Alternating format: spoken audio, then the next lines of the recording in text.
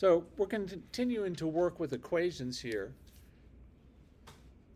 Anytime your book says that they give a rule for something, it's the same thing as saying they're giving you an equation. Rule is the same thing, either direction, with an equation. What's the rule for this? They want an equation.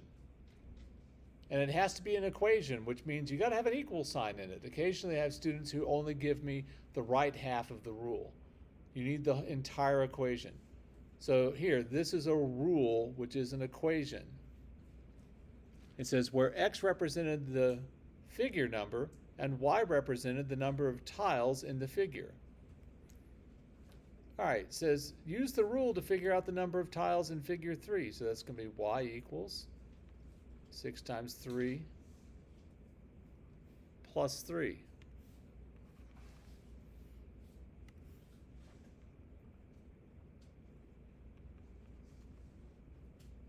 So that's 18 plus 3 is 21. Let's see if that's really true. 1, 2, 3, 4, 5, 6, 7, 8, 9, 10, 11, 12, 13, 14, 15, 16, 17, 18, 19, 20, 21. Okay. So, yep, it is correct. Penelope wants to know how many tiles will be in figure 50.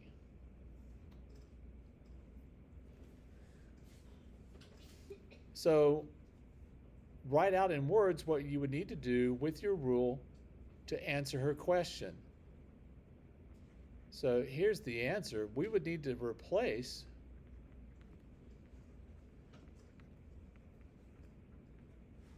and the math word for replacing something in this case is substitute.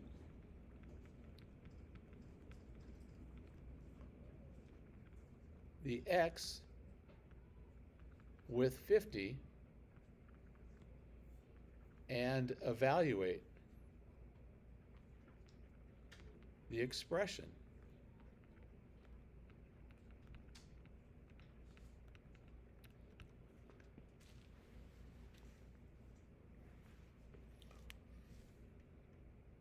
Okay, one of the things that everybody at this age needs to work on is being able to explain something like this in a complete sentence.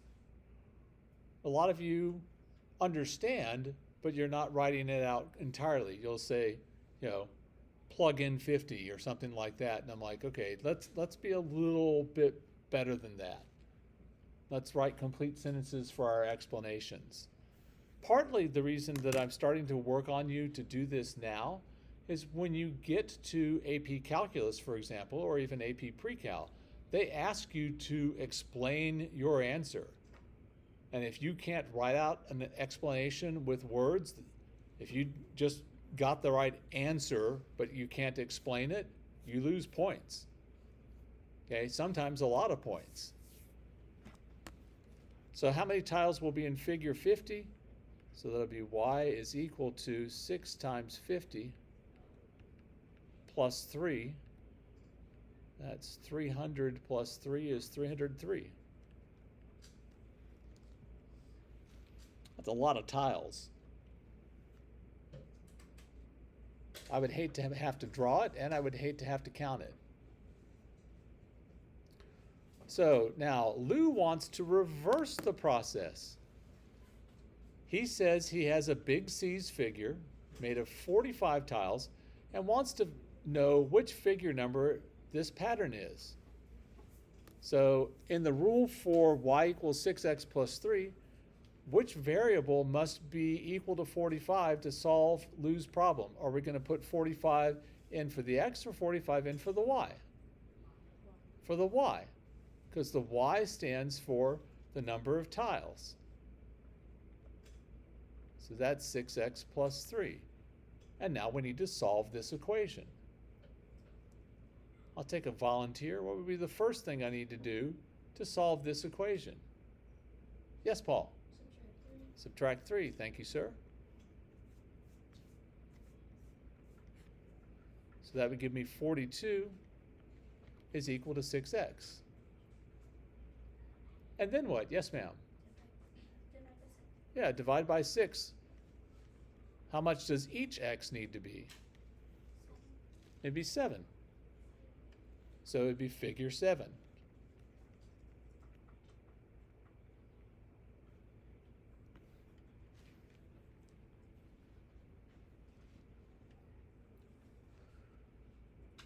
All right, and then we have Norm.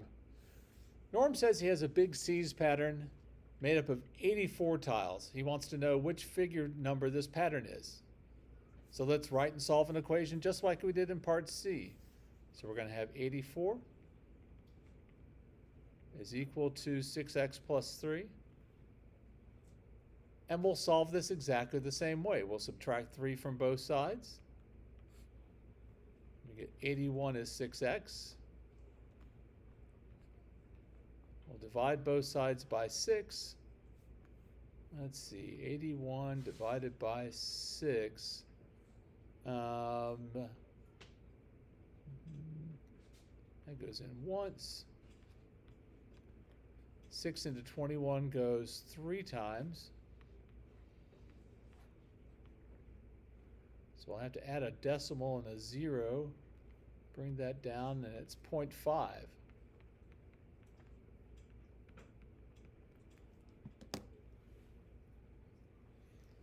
So we solved the equation, and then it asked, does your solution make sense?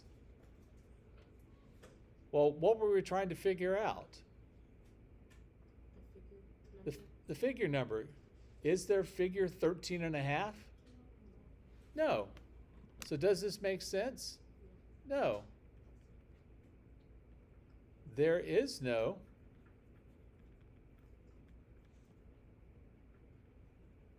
13 and a half figure. There's only whole numbered figures.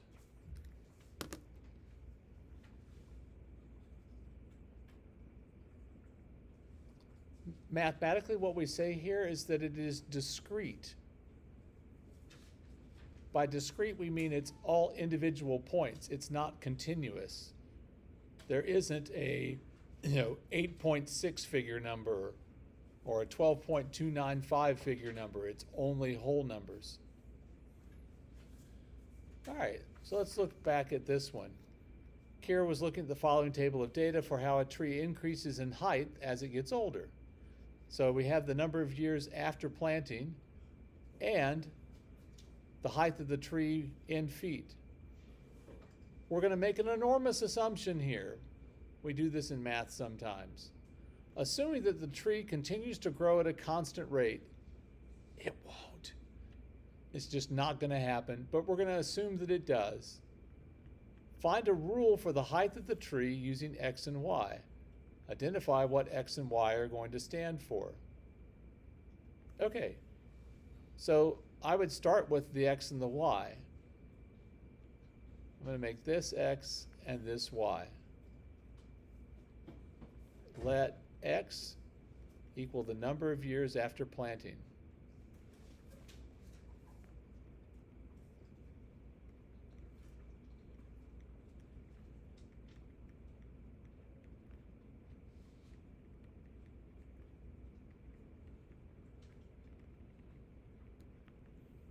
And let y equal the height of the tree in feet.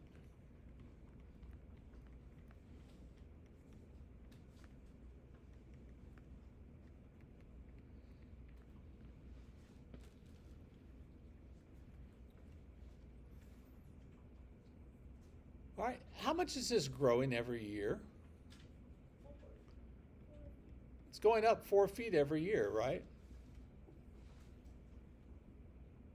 So that means that part of our rule is going to be that it's 4x.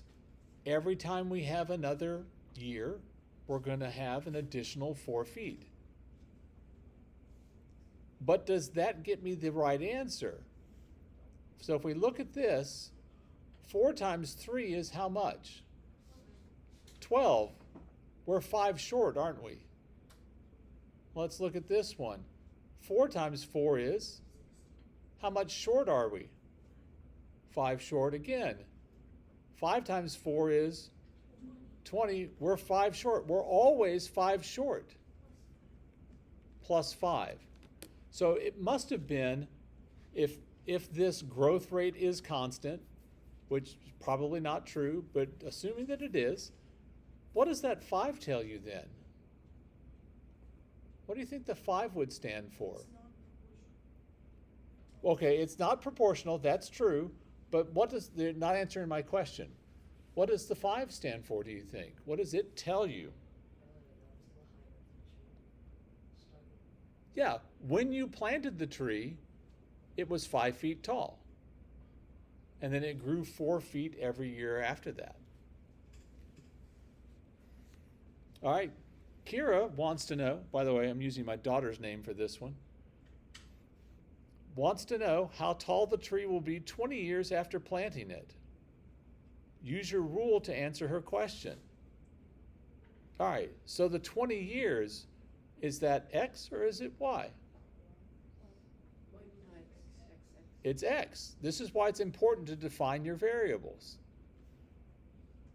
So we're going to have Y is equal to 4 times 20 plus 5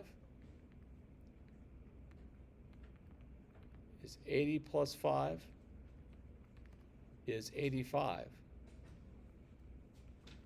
It would be 85 feet tall.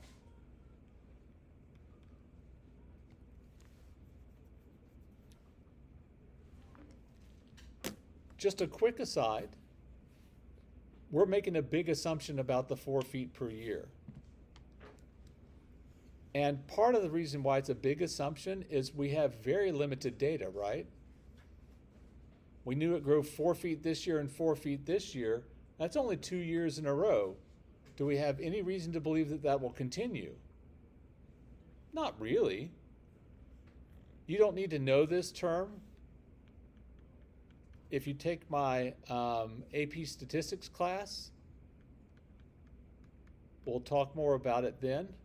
That's called extrapolation, where you take a limited data set and you go way outside of the data set. And when you extrapolate, your conclusions are suspect, meaning I don't put much faith in them.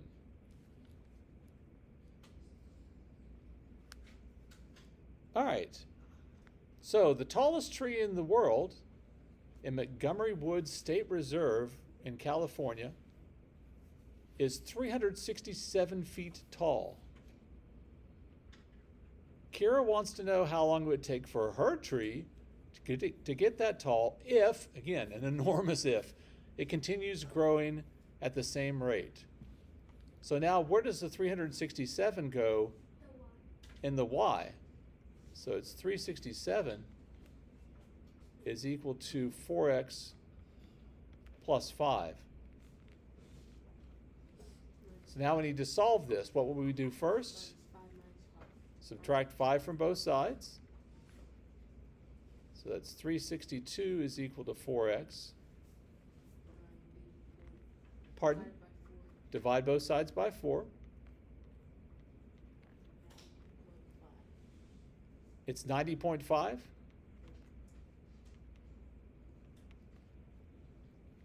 So 90 and a half years.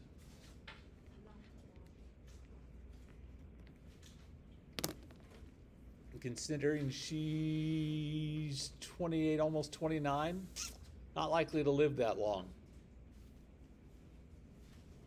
And the tree's not likely to keep growing 4 feet every year for the next 90 years.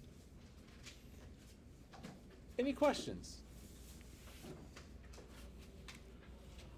Okay.